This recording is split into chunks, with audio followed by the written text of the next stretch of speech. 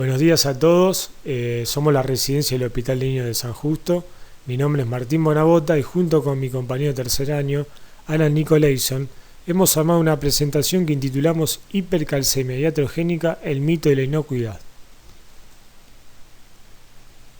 La presentación consta de una breve explicación del metabolismo fosfocálcico. Se verá la distribución, las fracciones y funciones del calcio en el organismo. Se enumerarán las etiologías de la hipercalcemia y además un algoritmo diagnóstico para arribar a ellas, las manifestaciones y tratamientos de la hipercalcemia. También veremos consideraciones analíticas a la hora de dosar tanto el calcio total, el iónico y la vitamina D. Se describirá un caso clínico que tuvo lugar en nuestra institución. Se esbozarán las conclusiones y enumerará la bibliografía. Para comprender la homeostasis del calcio es necesario rever el metabolismo fosfocálcico y la función de dos hormonas calciotropas como la vitamina D y la PTH. La incorporación de la vitamina D en el organismo se produce a través de dos vías. Una es la endógena, por la cual se incorpora el 90% del total, y se produce en la piel a través de un precursor, como es el 7-hidrocolesterol, a través de una reacción fotoquímica en la cual este precursor capta los fotones de la luz UV proveniente del sol. Este precursor se transforma en vitamina D3 o precolecalciferol, que sufre una reacción de isomerización y se transforma en vitamina D3 o colecalciferol. La otra vía es la exógena, por lo cual se incorpora el 10% restante de vitamina D. Si la fuente alimentaria es de tipo animal, se incorpora como colecalciferol, y si es de tipo vegetal, se incorpora como ergocolecalciferol. Como la vitamina D es una hormona liposoluble, viaja unida a la proteína unión a vitamina D, mayoritariamente, y en menor medida lo hace a través de lipoproteínas y de albúmina. Una vez que llega al hígado, sufre una primera reacción de hidroxilación por una enzima con función 25-hidroxilasa y se transforma en 25-hidroxivitamina D o calcidiol. Esta es la forma indicadora de reserva de vitamina D en el organismo.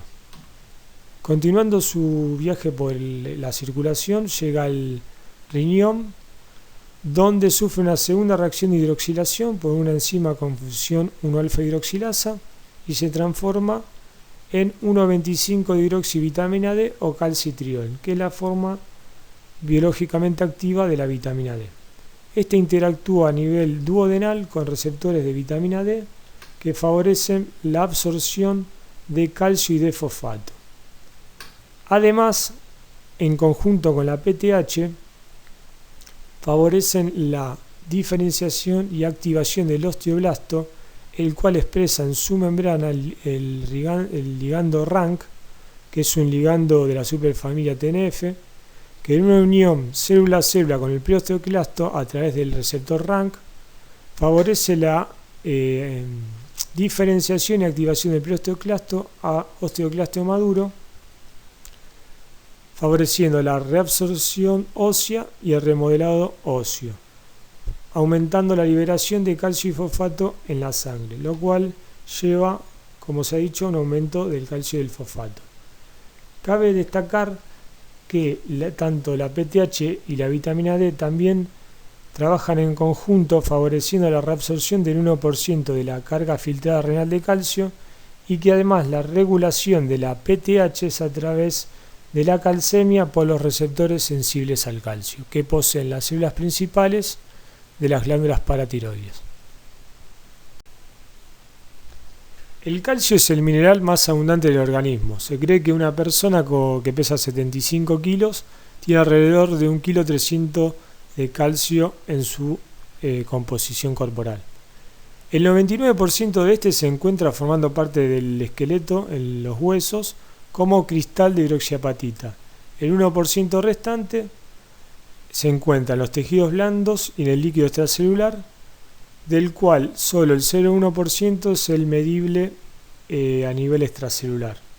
El restante 0,9% se encuentra a nivel intracelular, tanto citosólicamente en concentraciones submicromolares como formando parte de organelas tales como las mitocondrias y los ribosomas. El calcio cumple funciones tanto de tipo intracelular como extracelular. Dentro de las intracelulares se destaca como segundo mensajero en la transmisión de señales y como cofactor de reacciones enzimáticas. En las extracelulares la fundamental es la mineralización ósea, también participa de la coagulación, colaborando en la formación de la malla de fibrina, regula procesos metabólicos, actúa en la secreción endocrina, en la conducción nerviosa y en la contractibilidad tanto del músculo liso como cardíaco. El calcio total se divide en tres fracciones. El 50% unido a proteínas como puede ser la albúmina mayoritariamente o a inmunoglobulinas minoritariamente. Además se encuentra unido a iones como puede ser el bicarbonato, el fosfato, el citrato y el lactato. Y un 40% se encuentra libre, que es la fracción llamada calcio iónico, que es la biológicamente activa. En una situación de hipoalbuminemia se observa que la fracción que disminuye es la fracción del calcio unido a proteínas, manteniéndose la fracción biológicamente activa constante. Aquí observamos los valores de referencia tanto del calcio iónico y del calcio total y además los valores críticos propuestos por la Sociedad Argentina de Terapia Intensiva para un rango etario adulto. El laboratorio central del Hospital Garrahan junto con el laboratorio de metabolismo fosfocálcico además realizaron un trabajo en el cual lograron tabular los valores de referencia del calcio según rango etario y compararlo con un trabajo realizado por el Dr. Soldin y colaboradores que fue publicado en el libro Pediatric Reference Range de Estados Unidos y además se logró obtener la diferencia porcentual entre los dos trabajos. Las etiologías de la hipercalcemia se pueden dividir por incremento de la absorción del calcio en el tracto gastrointestinal, causado por una intoxicación con vitamina D o por enfermedades granulomatosas como la tuberculosis y la sarcoidosis, o en la patología llamada hipercalcemia idiopática infantil. La principal causa de hipercalcemia suele ser el aumento de la reabsorción ósea, muchas veces asociada a neoplasias como el mieloma, el linfoma o cuando hay un aumento de la proteína relacionada a PTH en algunas neoplasias. Otra de las causas principales es el hiperparatiroidismo primario y la intoxicación por vitamina A. Una tercera etiología es la elevación de la reabsorción renal tubular de calcio por patologías como la hipercalcemia hipocalciúrica familiar y la hipercalcemia severa neonatal producida por mutaciones del receptor sensible al calcio o a través de la ingesta de fármacos como diuréticos tiacídicos y el litio. Este es un algoritmo diagnóstico propuesto para arribar a la etiología de la hipercalcemia. La primera manifestación bioquímica que se observa es el aumento del calcio total por encima de los valores de referencia o del calcio iónico por encima de 5,6 miligramos de decilitro. Dicho valor de calcio total debe ser corregido posteriormente por albúmina, ya que en casos de hiperalbuminemia como en deshidrataciones o en el mieloma múltiple, se puede generar una pseudohipercalcemia. Si este no fuera el caso, hay que constatar que el paciente no esté consumiendo algún tipo de fármaco que justifique el aumento de la calcemia. Posteriormente a la retirada del fármaco, si persiste la hipercalcemia o si el paciente no consume ningún tipo de fármaco que justifique dicho aumento, se procede al dosaje de PTH. Si ésta se encuentra normal o elevada, se procede al dosaje de calcio en orina de 24 horas y si la PTH se encuentra disminuida es importante el dosaje de la proteína relacionada a PTH, del calcitriol y el calcidiol.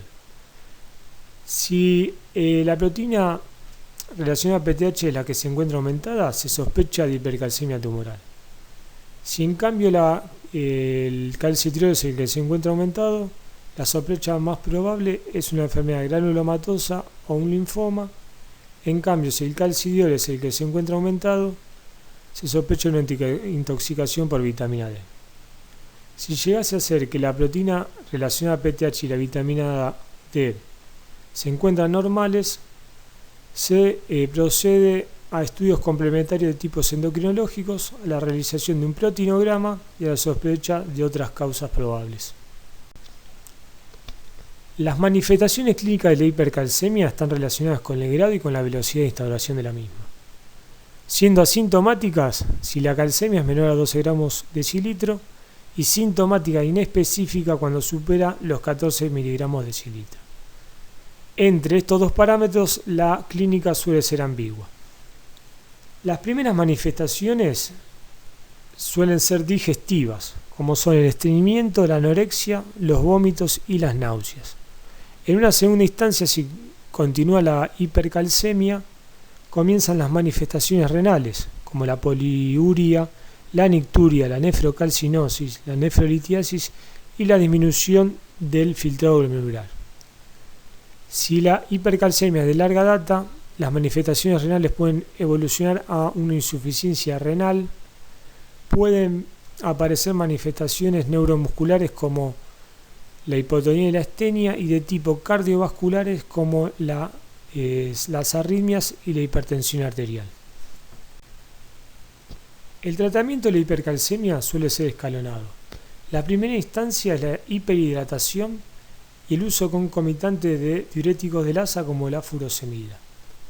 La segunda instancia es la utilización de bloqueantes de calcio como la calcitonina y los corticoides. Una tercera instancia, si las dos primeras no fueron lo suficientemente efectivas, es el uso de los bifosfonatos como el pamidronato. Si la hipercalcemia es demasiado severa o ya el paciente se encuentra con un compromiso renal, se procede a la hemodiálisis o a la diálisis peritoneal. En cuanto a las condiciones analíticas para el dosaje de calcio total, en la etapa preanalítica hay que tener en cuenta que la muestra de elección es el suero plasma con heparina. Se debe realizar una separación inmediata de este. Interferentes como la hemólisis, la ictericia y lipemia y paraproteína interfieren en la reacción. Contemplar que el calcio total puede ser estable aproximadamente 2 semanas en refrigeración. Tener en cuenta la corrección por albúmina, como ya se ha mencionado, y evitar el ejercicio físico. En cuanto a la etapa analítica, la metodología mayormente utilizada es la reacción fotométrica basándose en la formación de un compuesto de color medio alcalino. Y en cuanto a la posanalítica, contemplar antes de la validación si el paciente está tratado con quelantes, si la paciente está cursando un embarazo, si consume fármacos que modifiquen la calcemia o si está cursando enfermedades crónicas tanto de tipo renal, hepáticas o endocrinológicas.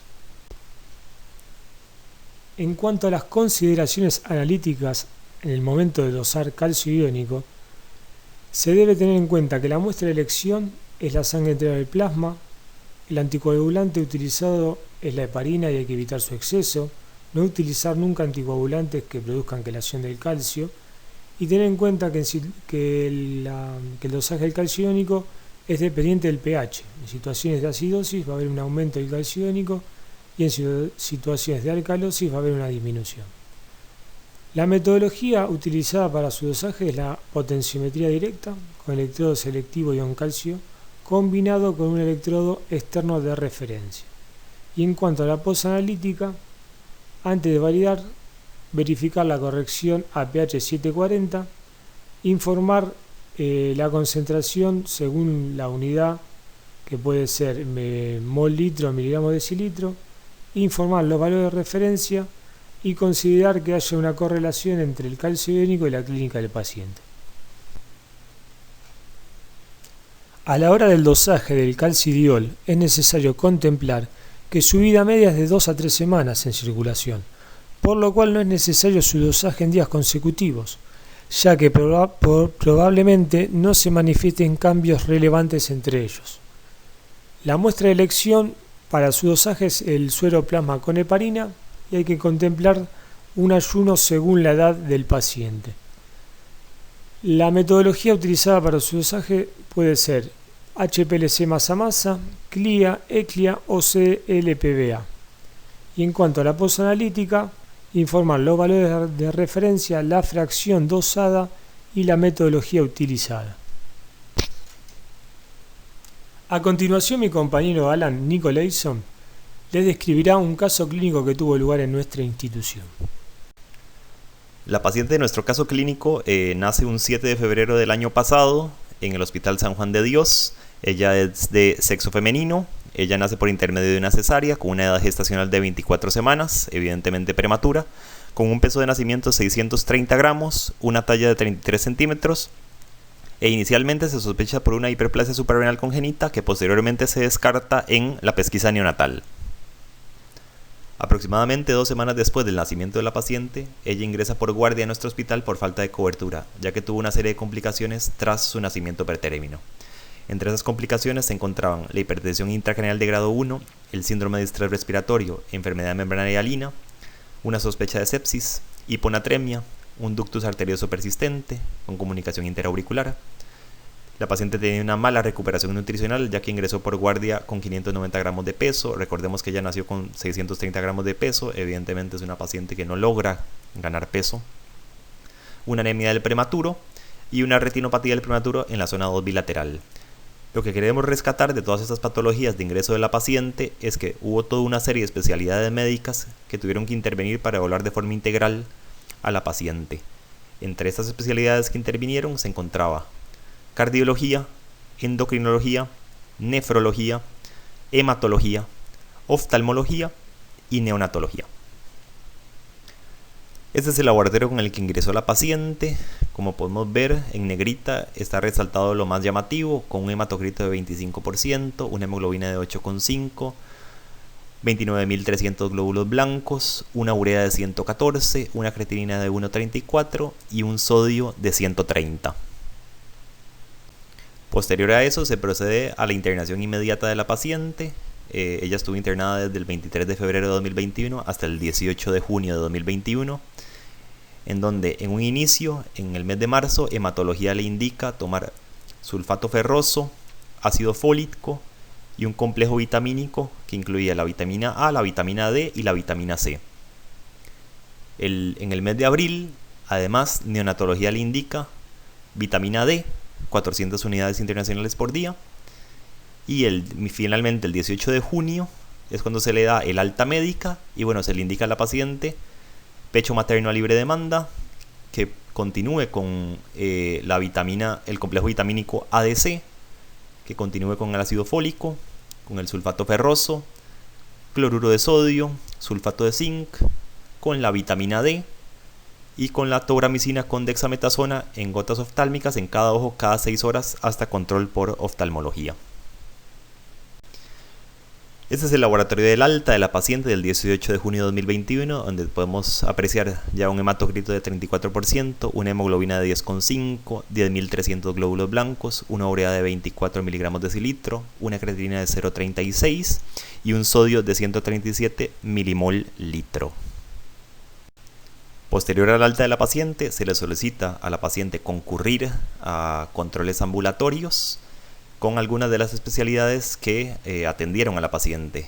Entre esos controles se encuentra un control con endocrinología que se realizó el 25 de junio de 2021.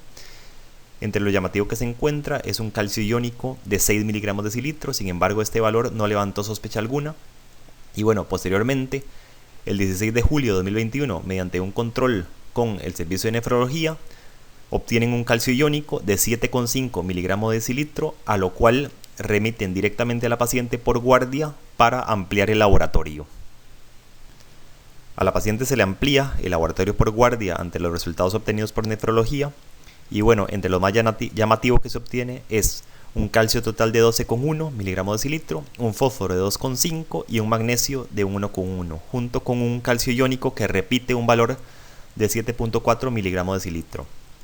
Ante esta alteración del metabolismo fosfocálcico, se le solicita con urgencia al laboratorio que proceda a realizar la determinación de PTH y de vitamina D a la paciente. Los resultados que arrojan es que se obtuvo una PTH de 5 picogramos mililitros y una vitamina D mayor a 70 nanogramos mililitro. Según el Institute of Medicine, la Asociación Americana de Pediatría y la Sociedad Argentina de Pediatría, la dosis diaria de vitamina D recomendada para un paciente menor de 12 meses de edad es de 400 unidades internacionales por día. Cuando se le interroga a la madre de la paciente acerca de los medicamentos que estaba tomando la paciente, la madre refiere que tomaba diariamente un complejo vitamínico, que era la vitamina DC, que le aportaba 500 unidades internacionales de vitamina D por día. A esto además se le sumaba el osteolin D, que le aportaba 400 unidades internacionales de vitamina D por día. Esto constituye un total de 900 unidades internacionales de vitamina D por día que tomaba la paciente. Esto equivale a más del doble de la dosis recomendada por las sociedades mencionadas anteriormente. Tras esta información brindada por la madre, los médicos llegan al diagnóstico de la paciente, que califican como una hipercalcemia, hipofosfatemia e hipomagnesemia secundaria a una hipervitaminosis D. Al día siguiente, la paciente se le vuelve a repetir un laboratorio post hiperhidratación y bueno, en realidad la paciente no obtiene mejoría alguna, ya que obtiene un calcio total de 13,5, un fósforo de 2,8, un magnesio de 1,3, un calcio iónico de 8,2 y una PTH de 4,6 y una vitamina D que seguía siendo mayor a 70 nanogramos mililitro. Es por esto que como medidas inmediatas se decide la internación de la paciente, la suspensión de la vitamina A, D, C y del osteolin D, el control estricto de la diuresis, lactancia materna exclusiva, un seguimiento por parte de nefrología y endocrinología y una ecografía renal por riesgo de nefrocalcinosis que al final resultó normal. La paciente estuvo internada desde el 16 de julio de 2021 hasta el 23 de julio de 2021. En dicha fecha, la madre solicitó el alta voluntaria de la paciente. En dicho tiempo donde la paciente estuvo internada, lo que podemos apreciar es que el calcio total y el calcio iónico siguen un patrón de comportamiento similar, en donde inicialmente tenían valores relativamente altos, que posteriormente con los tratamientos con la hiperhidratación fueron alcanzando valores más cercanos a los valores de referencia.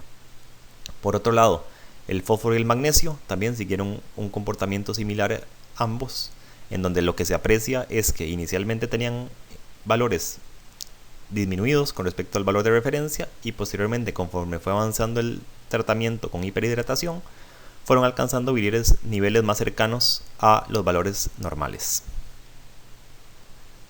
Este es un gráfico que resume el comportamiento tanto de la vitamina D como de la PTH.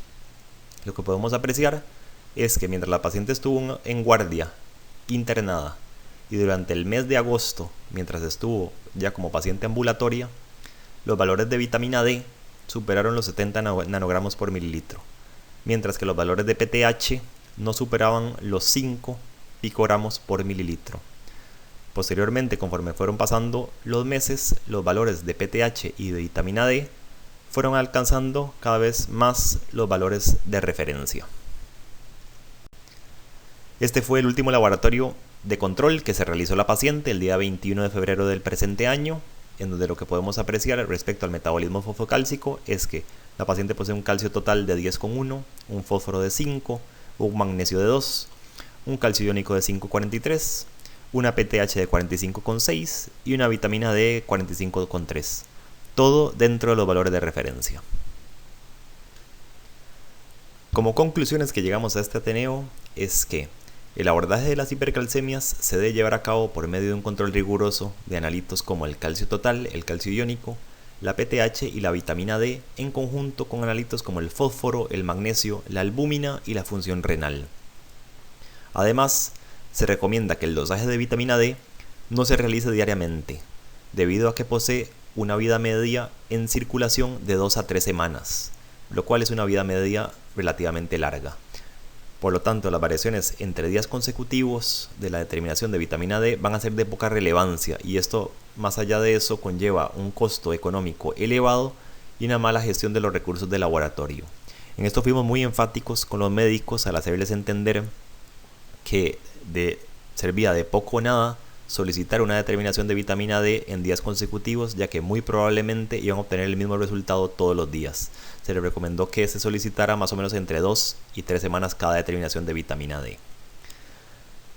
Aún ante la ausencia de manifestaciones clínicas, es necesario que toda hipercalcemia sea tratada a tiempo para evitar secuelas irreversibles, como la nefrocalcinosis, las hipotonías o los trastornos cardíacos. El seguimiento y tratamiento de las hipercalcemias involucran múltiples especialidades médicas, como podemos ver en el caso clínico, por ejemplo, nefrólogos, endocrinólogos, hematólogos, neonatólogos y también diversos profesionales de la salud, como todo el personal de laboratorio, el personal de imágenes, farmacia, nutrición, por lo cual es de vital importancia una buena comunicación multidisciplinaria. Por último, el tratamiento con suplementos farmacológicos debe considerarse como algo temporal y se debe evaluar y considerar la edad del paciente, el peso del paciente, el estado fisiológico del paciente y las enfermedades crónicas preexistentes a la hora de prescribir una medicación. Y eso debe controlarse periódicamente a fin de evitar tanto infradosificaciones como sobredosificaciones. En el caso de nuestra paciente, nosotros tuvimos, como pudieron ver, una paciente prematura a la cual se le había dosificado por 2 medicamentos distintos vitamina D, y eso llevó consecuentemente a una intoxicación por vitamina D que le generó una hipercalcemia iatrogénica, por lo cual lo que es recomendable es siempre llevar un control estricto de la medicación que se le está administrando a cada paciente y también cómo se le está administrando y cada cuánto se le administra. Esta es la bibliografía consultada. Y le agradecemos a nuestra instructora de residentes María José Mellado, a nuestro último jefe de residentes Darío Dopico por darnos pie a este tema de este Ateneo, a todo el personal del laboratorio que nos ayudó en la elaboración de este Ateneo, así como todo el personal médico que nos dio una mano también. Y esperamos desde la residencia del Hospital de Niños de San Justo que les haya gustado. Esto fue hipercalcemia iatrogénica, el mito del inocuidado. Espero que tengan un lindo día y les deseamos lo mejor. Muchas gracias. Chao.